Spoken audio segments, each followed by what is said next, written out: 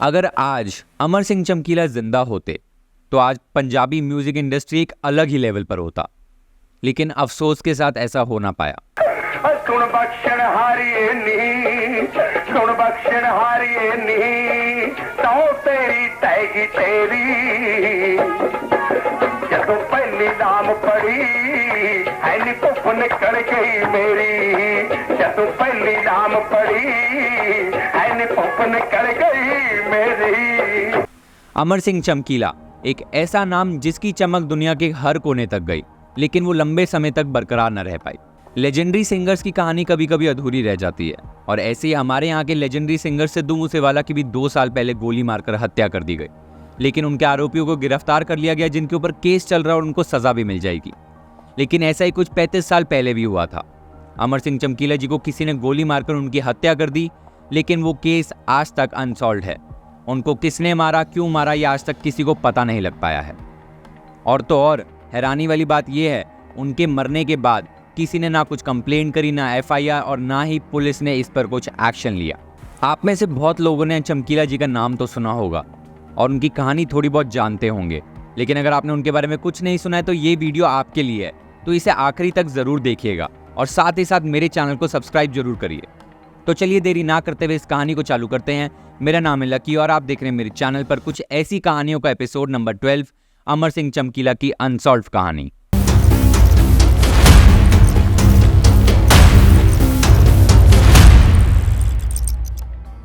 अमर सिंह चमकीला डुगरी जिला लुधियाना पंजाब में 1 जुलाई 1960 को पैदा हुए थे। उनकी फैमिली हमेशा से ही मिडिल क्लास फैमिली थी, जो अपने घर का जो खर्चा था वो गाय भैंस चरा कर करती थी। चमकीला जी बचपन से ही बड़े पढ़ाकू थे, लेकिन उन्होंने 5वीं तक अपनी पढ़ाई करी, जिसके बाद घर को सपोर्ट करने के लिए उन्होंने काम धंधा ढूंढना शुरू कर दिया। वो बनना तो इलेक्ट्रीशियन चाहते थे, लेकिन उनको इलेक्ट्रीशियन की जॉब पर किसी ने रखा नहीं, तो उन्होंने एक कपड़ा मिल इंडस्ट्री में काम ज्वाइन कर लिया, जहाँ पर उन्होंने हारमोनियम और ढोलकी बजाना सीखा और साथ ही साथ थोड़ा बहुत गाना भी सीखा। लोग बोलते हैं कि उनका नाम धनी राम था असली में, और उन्होंने अपना नाम अमर सिंह चमकीला म्यूजिक इंडस्ट्री में आने के बाद रखा था, लेकिन ऐसा उनके फैमिली वालों ने बताया कि नहीं था। उनका असली नाम हमेशा से अमर सिंह चमकीला ही था और धनी राम उनका घर का नाम था, जो घर वाले प्यार से बुलाते थे। अमर सिंह चमकीला जी एक चीज बोला करते थे, मेरे नाम और काम के बारे में दुनिया बताएगी, और ऐसा हुआ भी। जब वो 18 साल के थे तो अपनी साइकिल पर वो सुरेंद्र शिड्डा के पास गए, जो उस टाइम के उभरते कलाकार थे, बहुत ही फेमस सिंगर थे। आपने भी उनके गाने सुने होंगे या उनका नाम सुना होगा। तो अमर सिंह चमकीला उनके पास गए अपना टैलेंट दिखाने, और जब सुरेंद्र शिड्डा ने उनका ये टैलेंट देखा तो वो हैरान हो गए, इतना अच्छा कोई कैसे कर सकता है। तो उन्होंने अमर सिंह चमकीला को अपने साथ ही वहां पर काम पर रख लिया, जिसके बाद सुरेंद्र शिड्डा ने खुद बताया कि अमर सिंह चमकीला ने एज अ मैनेजर उनके साथ 1 साल तक काम किया और उनके लिए गाने भी लिखे। अमर सिंह चमकीला ने जो अपना सबसे पहला गाना लिखा था, वो चाहते थे कि सुरेंद्र शिड्डा उनके लिए गाएं, लेकिन शिड्डा जी ने बहुत टाइम मना किया। लेकिन जब उन्होंने वो गाना गाया तो वो बहुत ज़्यादा सुपर डुपर हिट हो गया, जिसके बाद चमकीला जी का जो नाम था वो पंजाबी म्यूजिक इंडस्ट्री में फैलना चालू हो चुका था। अब उस जमाने में सॉन्ग राइटिंग की जो सैलरी थी वो बहुत कम थी, तकरीबन 100 रुपए के करीब अमर सिंह चमकीला को मिलते थे, लेकिन वो घर का खर्चा निकालने के लिए बहुत कम थे। अमर सिंह चमकीला की उनकी फैमिली ने एक गुरमैल कौर नाम की लड़की के साथ शादी करवा दी थी, जिसके बाद उनके 4 बच्चे हुए थे, और अफसोस के साथ मुझे बताना पड़ रहा है कि 2 बच्चों की डेथ हो गई, जिसमें एक बेटा और एक बेटी थी। तो उसके बाद उनकी फैमिली खाली 4 लोगों की रह गई, जिसमें उनकी 2 बेटियां थी। अब अपनी फैमिली का खर्चा निकालने के लिए उनको एक्स्ट्रा पैसा चाहिए था, जिसके बाद उन्होंने शिड्डा जी से काम अपना अलग किया और खुद गाना बजाना शुरू किया। और उसी के थोड़े टाइम बाद सुरेंद्र शिड्डा अपने कनाडा टूर पर निकल गए, लेकिन उनकी जो पुरानी को स्टार थे सुरेंद्र सोनिया, वो उसके साथ नहीं गए, वो किसी और को ले गए। अब इसी चीज से गुस्से में आग बबूला सुरेंद्र सोनिया एक पार्टनर ढूंढ रही थी अपनी एक नई एल्बम निकालने के लिए, जिसके बाद उन्होंने अमर सिंह चमकीला के साथ टीम अप किया और अपनी एक नई एल्बम निकाली, टकुए पे टकुआ, वो भी 8 सॉन्ग्स की। ये एल्बम इतनी ज्यादा चल गई मार्केट में कि लोग पागल हो गए। इन दोनों के गाने सुनकर लोग इतने ज्यादा खुश हो गए, ये एल्बम इतनी ज्यादा फैल गई आग की तरह पूरे पंजाब में, पूरे इंडिया में, कि अमर सिंह चमकीला का हर जगह बस नाम गूंजता ही रहा। उनके जो नाम की चमक थी अब वो हर जगह दिखने लग गई थी। जब सुरेंद्र शिड्डा वापस आए कनाडा से, तो अमर सिंह चमकीला का ये लाया हुआ तूफान देखकर वो भी हैरान हो गए। और ऐसे ही चमकीला जी और सुरेंद्र सोनिया जी की जोड़ी थी, वो चलती गई और वो गाने गाते गए। लेकिन थोड़े टाइम बाद उन दोनों के बीच में अनबन हो गई, क्योंकि सुरेंद्र सोनिया बहुत ज़्यादा पैसा कमाती थी, लेकिन वो अमर सिंह चमकीला को खाली 300 रुपये दिया करती थी, और बहुत ज़्यादा काम अमर सिंह चमकीला भी करते थे। वो म्यूजिक कंपोजर भी थे, वो सॉन्ग राइटर भी थे, वो सिंगर भी थे। वो खुद के गाने भी खुद लिखते थे, उसका म्यूजिक भी खुद बनाते थे, उसके बोल भी खुद गाते थे। तो पैसे बढ़ाने की बात पर सुरेंद्र सोनिया और अमर सिंह चमकीला के बीच में लड़ाई हो गई, अनबन हो गई और वो जोड़ी वहीं पर ही टूट गई।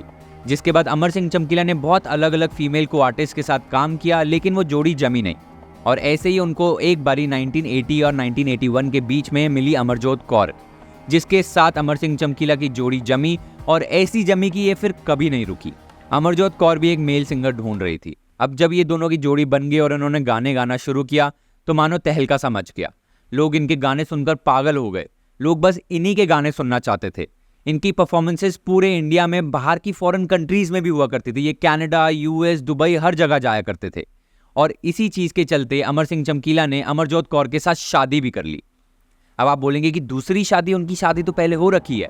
यस, लेकिन उस टाइम पर बहुत सारी जोड़ियां टूटने के डर से अमर सिंह चमकीला चाहते थे कि उनकी और अमरजोत कौर की जो जोड़ी है वो हमेशा सलामत रहे और ये मिलकर गाने गाते रहे।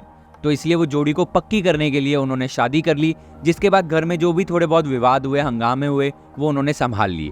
और इसके बाद मानो इस कपल का रुकना नामुमकिन था। ये बस गाने गाते गए और लोगों के दिल में अपनी जगह बनाते गए। मतलब इनके ऐसे भी रिकॉर्ड थे। अमर सिंह चमकीला जी का एक रिकॉर्ड है 365 डेज में 366 परफॉर्मेंसेस। उस टाइम पर अखाड़े बोला जाता था।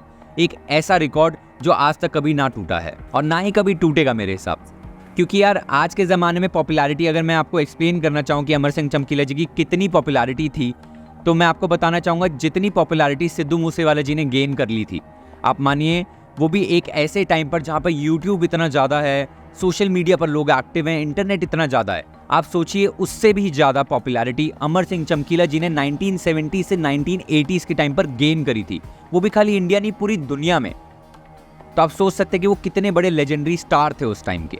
उनकी परफॉर्मेंसेस से वो दिन दिन का 4-4 हज़ार कमाया करते थे, जो कि उस टाइम पर बहुत बड़ी बात होती थी। आप खुद सोचिए, वहाँ पर वो 100 रुपये कमाते थे, 300 पर लड़ाई हुई और वो दिन के 4-4 हज़ार कमाते थे, जिसकी बदौलत उन्होंने 3-4 बंगले और 7-8 किले ज़मीनें भी ले ली। अब ऐसे ही उनकी जोड़ी चलती रही, जिसके बाद लोग उनके गानों के फ़ैन हो गए। मतलब लोगों ने दूसरों के गाने सुनना बंद कर दिया था। बाकी के सारे जो सिंगर्स थे, आसपास के जितने भी कंपेटिटर्स थे, सबके धंधे ठप हो गए थे। आधे से ज़्यादा लोगों ने गाना गाना छोड़ दिया था। बहुत लोगों ने अपने रेट्स कम कर 1000-1500 पर आ गए लोग, तब भी उनकी नहीं सुनते थे। लोग अपनी शादियों की डेट अमर सिंह चमकीला की फ्री डेट के हिसाब से फिक्स करते थे कि हमारी शादी पर अमर सिंह चमकीला जी आकर गाना गाएंगे। अमर सिंह चमकीला जी इतने फेमस हो चुके थे कि लोग बस उनके गाने ही सुनने के लिए पागल हो जाते थे। ट्रक ड्राइवर्स बोलते थे कि भैया उनकी आवाज़ जो है वो हफीम की तरह है। हम ट्रक में अपने गाने चलाते हैं और हम मीलों का सफ़र बस यूं ही तय कर लेते हैं। उस टाइम की पिक्चरें भी अमर सिंह चमकीला जी के गानों की बदौलत ही चलती थी। आप सोचिए, अमर सिंह चमकीला जी ऐसे गाने गाते थे जो लोगों के दिल को आर पार कर जाते थे, लेकिन साथ ही साथ वो एक फ्री विल आर्टिस्ट भी थे। तो उनके जो गाने थे वो रियलिटी बेस्ड भी हुआ करते थे। वो पंजाब की जो निजी बातें होती हैं अंदर की, पंजाब की जो अंदर के लोग कैसे रह रहे हैं, ड्रग्स वगैरह से रिलेटेड, जैसे कि जीजा साली के कुछ अफेयर से रिलेटेड, या कुछ भी कंट्रोवर्शियल बातें हुआ करती थी उस टाइम पर मर्दानगी के ऊपर या कुछ भी ऊपर, वो उसके ऊपर ऐसे गाने लिखा करते थे। और ऐसे तड़कते भड़कते गाने थे कि लोग पूरा उनको एंजॉय करते थे। लेकिन कुछ लोगों को उस टाइम पर दिक्कत हुई। अब जैसे कि वो टाइम ऐसा था जहाँ पर जो खालिस्तानी जो उग्रवादी हैं, जो टेररिस्ट वगैरह, वो बहुत ज़्यादा पनप रहे थे। छोटे मोटे ग्रुप्स बहुत ज़्यादा पनप रहे थे, जिसमें से कुछ 1-2 ग्रुप्स थे जिनको बहुत ज़्यादा दिक्कत हुई ऐसे गानों से जो कि अमर सिंह चमकीला जी गा रहे थे। उनका कहना ये था कि ये पंजाब की इमेज खराब कर रहा है बाहर, तो इसलिए उन्होंने उनको लेटर्स में धमकी भी लिख कर दी। जिसके बाद अमर सिंह चमकीला अपने साथी के साथ उस टेररिस्ट ग्रुप से मिलने भी गए थे, उनसे माफ़ी भी मांगी कि मैं ऐसे गाने अब से नहीं गाऊंगा। जिसके बाद वो वापस आए, उन्होंने भगवान के गाने गाना शुरू किया और वो भी सुपर डुपर हिट हो गए। आप मानो जिस चीज़ पर चमकीला जी हाथ रखते थे वो चीज़ चमक जाती थी। लेकिन एक जो आर्टिस्ट है वो फ्रीडम के पीछे जाता है, फ्री विल के पीछे जाता है, वो धमकियों से नहीं रुकने वाला है। तो उन्होंने वापस अपने जिस तरीके के गाने वो लिखते थे और गाते थे, उन्होंने वैसे गाने गाना चालू कर दिया। लेकिन इस बारी थोड़ा अश्लीलता जो थी वो थोड़ी बहुत कम थी, पर वो वापस उसी ट्रैक पर आ चुके थे। और ऐसे उनकी पॉपुलैरिटी साल भर साल बढ़ती गई, उनकी ज़िंदगी आगे चलती गई। और ऐसे ही 1988 में 8 मार्च के दिन महसामपुर में जब अमर सिंह चमकीला अपनी टीम के साथ परफॉर्मेंस करने जा रहे थे, वहाँ पर हज़ारों की तादाद में लोग प्रेजेंट थे जो उनका गाना सुनने के लिए बेताब थे। जब वो स्टेज की तरफ जा रहे थे, इतने में भीड़ से एक बाइक पर 3 लोग सवार आए और इनको देखकर सबको लगा कि ये कोई फ़ैन होंगे जो अमर सिंह चमकीला से मिलने आए हैं, हार पहनाने आए हैं। उस टाइम पर तो इतनी सिक्योरिटीज़ वगैरह नहीं हुआ करती थी, लोग बहुत खुले में रहते थे, देसी तरीके से रहते थे। तो जैसे ही वो 3 बंदे बाइक पर आगे आए, सबको लगा ये फैंस हैं, मिलने आए हैं, वाह करने आए होंगे, लेकिन उन्होंने गोलियां चलाना शुरू कर दिया अमर सिंह चमकीला और उनकी टीम के ऊपर। इतनी सारी गोलियां चलाई कि अमर सिंह चमकीला, उनकी वाइफ और उनके 2 और साथी वहीं पर ही गिरकर मर गए। और उनके एक और साथी को गोली लगी, जैसे उनको गोली लगी वो गिर गए, तो उनको बस एक गोली लगी थी तो वो बच गए। लोगों ने हड़बड़ाहट में जल्दी से जाकर उनको उठाया, हॉस्पिटल लेकर गए, लेकिन तब तक बहुत ज़्यादा देर हो चुकी थी। और हैरानी की बात तो ये है कि जब ये केस हो गया, अमर सिंह चमकीला जी को मार दिया गया, उनकी बीवी की भी हत्या कर दी गई, तो उसके बाद किसी ने भी, उनकी फैमिली में से भी किसी ने भी कोई FIR नहीं करी, कुछ कंप्लेंट नहीं करी। पंजाब पुलिस ने इस केस पर ज़्यादा एक्शन नहीं लिया। सुनने में थोड़ा अजीब लगा ना, बट उस टाइम का कहना ये है कि वहाँ पर जो टेररिस्ट थे वो बहुत ज़्यादा, जो उग्रवादी, खालिस्तानी जो उग्रवादी जो बन रहे थे, बहुत पनप रहे थे, वो उस टाइम पर इतने ज़्यादा थे, मतलब उनकी एक्टिविटीज़ इतनी ज़्यादा बड़ी हुआ करती थी उस टाइम पर कि आसपास के जितने भी केसेस होते थे छोटे मोटे, पुलिस उस पर ध्यान ही नहीं दे पाती थी। टेररिस्ट ने अपना खौफ इतना फैला रखा था और ये भी माना जाता था कि उन्हीं टेररिस्ट ने शायद से अमर सिंह चमकीला को भी मारा होगा। तो इसी चक्कर में पुलिस ने भी इस केस को नहीं देखा और ये आगे बढ़ते गए। अमर सिंह चमकीला की मौत के बाद मानो पूरा पंजाब सहम सा गया था, लेकिन इस केस पर किसी ने काम क्यों नहीं किया? उनकी खुद की फैमिली ने आकर कुछ भी FIR कंप्लेंट रजिस्टर नहीं करी और थोड़ी टाइम बाद पुलिस ने भी इस केस को बंद कर धूल खाने छोड़ दिया। आज 35 साल से ज़्यादा हो चुके हैं और ये केस अभी भी अनसॉल्व्ड है। बहुत सारे रीजंस हैं, या मैं आपको बोलूँ कि थ्योरीज हैं जो सामने आई हैं, जो बताया जाता है कि इसकी वजह से शायद से अमर सिंह चमकीला जी को मारा गया है। अब हम उन थ्योरीज की बात करते हैं। पहली थ्योरी तो ये थी कि अमर सिंह चमकीला जी बहुत ज़्यादा अश्लील गाने गाया करते थे और उसकी वजह से उनको धमकियां भी आया करती थी टेररिस्ट ग्रुप से। उसके बाद उन्होंने भगवान के गाने भी गाना शुरू किया, लेकिन वापस वो अपने नॉर्मल गानों पर आ गए थे। तो कुछ लोग कहते हैं कि उस टाइम के खालिस्तानी जो टेररिस्ट थे, जो ग्रुप्स थे, उन्होंने उनको मारा ताकि वो जो गाने थे, ये जो पंजाब की बेइज्जती कर रहे थे एक तरीके से, वो बंद हो जाए। लेकिन इसका कोई सबूत नहीं मिला, क्योंकि उनके जो साथी थे उन्होंने बताया कि अमर सिंह चमकीला ने जो बाद में गाने गाए थे वो ज़्यादा अश्लील नहीं थे और उसके चक्कर में कोई भी टेररिस्ट ग्रुप आकर उनको नहीं मारेगा। तो ये जो एक अफवाह थी, ये जो एक थ्योरी थी, ये यहीं पर ही ख़त्म हो गई। उसके बाद दूसरा रीज़न ये था कि ऑनर किलिंग, मतलब जात पात के ऊपर मार देना। अब जैसा कि मैंने बताया कि अमर सिंह चमकीला जी ने दूसरी शादी करी थी, लेकिन अमरजोत कौर जो थी वो एक ऊंची जात वाली फैमिली से आती थी और अमर सिंह चमकीला एक नीची जात वाली फैमिली से आते थे। अमरजोत कौर की ये फैमिली को एक्सेप्टेबल नहीं था कि उन्होंने एक नीची जात वाले आदमी के साथ शादी कर ली और पूरी दुनिया में हमारा नाम जो था वो बर्बाद कर दिया। तो उन्होंने बस इसी गुस्से में आकर अपनी बेटी और उसके पति की जान ले ली। लेकिन इसके भी कुछ सबूत बाहर नहीं आए थे, तो इसको भी यहीं पर ही खत्म कर दिया गया। ये जो अफवाह थी, ये जो थ्योरी थी, ये भी यहीं पर ही रुक गई। इसके बाद एक और रीजन बाहर आया, चमकीला के कंपेटिटर्स।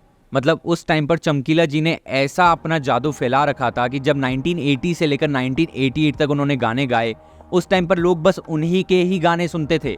वो दिन दिन के 4-4 हज़ार रुपये कमाते थे, लोग बस उनके गानों के लिए पागल थे। उनके रिकॉर्ड थे 365 डेज में 366 सॉन्ग्स, मतलब दिन के अखाड़े, भैया एक अखाड़ा दिन का रोज लगता था और वो पूरी जान झोंक देते थे उसमें।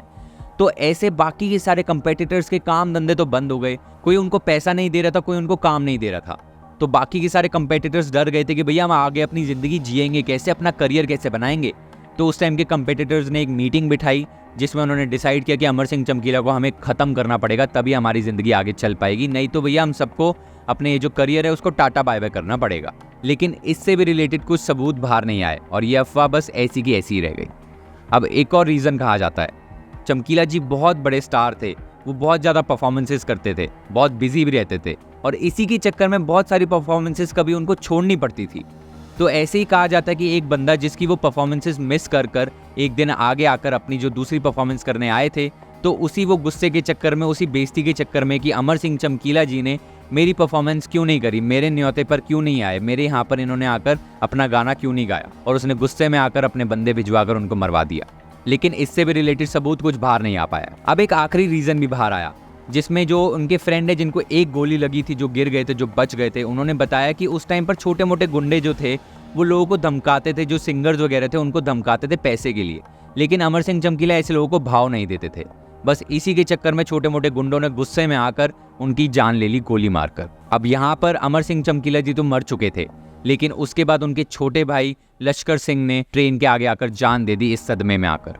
और उसके बाद उनके जो फादर थे अमर सिंह चमकीला के, वो पागल होकर मर गए। और साथ ही साथ अमर सिंह चमकीला की जो बीवी थी अमरजोत कौर, उनसे उनको 2 बच्चे थे। एक बेटा था जो अभी भी है और एक छोटा सा 20 दिन का न्यूबॉर्न बेबी भी था जो 1.5 महीने बाद मर गया। तो आप देख सकते हैं कैसे अमर सिंह चमकीला के जाने के बाद उनकी फैमिली के ऊपर एक तरीके से कुछ एक तूफान आ टूट पड़ा और ये केस आज तक भी सॉल्व नहीं किया गया है। अब जैसे कि आपको पता है कि बहुत सारे ऐसे केसेस होते हैं, बहुत सारे सुपरस्टार्स होते हैं जिनके ऊपर मूवीज़ बनाई जाती हैं, सीरीज़ बनाई जाती है। ऐसे ही अमर सिंह चमकीला के ऊपर भी एक पंजाबी मूवी बनाई गई थी जहां पर सुरेंद्र शिड्डा ने भी एक्ट किया है। उसके बाद अब एक लेजेंडरी मूवी आ रही है चमकीला नाम से, जिसको डायरेक्ट किया है इम्तियाज़ अली ने, जिन्होंने रॉकस्टार भी डायरेक्ट करी है। उसमें एक्ट करें दलजीत दोसांझ अमर सिंह चमकीला जी के रोल में और परिणीति चोपड़ा अमरजोत कौर के रोल में। और ये मूवी रिलीज हो रही है 12 अप्रैल को नेटफ्लिक्स पर। तो चलिए इसी के साथ कहानी को ख़त्म करते हैं। अगर आपको ये कहानी अच्छी लगी हो तो कृपया मेरे चैनल को सब्सक्राइब करिए, मेरी वीडियोस को लाइक करिए, अपने दोस्तों के साथ शेयर करिए, अपने व्यूज़ नीचे कमेंट्स में मुझे ज़रूर बताइए। और अगर आपके पास कुछ ऐसी कहानियाँ हैं या ऐसी क्राइम स्टोरीज़ हैं जो आप चाहते हैं कि मैं आप सबके साथ शेयर करूँ, तो वो नीचे दी गई मेल ID पर ज़रूर मुझे भेजें, मैं आपको ज़रूर सुनाऊँगा। इसी के साथ चलता हूँ मैं, आपको अगले हफ्ते एक और बारी मिलूंगा एक नए केस के साथ, एक नई कहानी के साथ जो आपका दिमाग ख़राब कर देगा और आपको शॉक कर देगा। जय गुरु जी।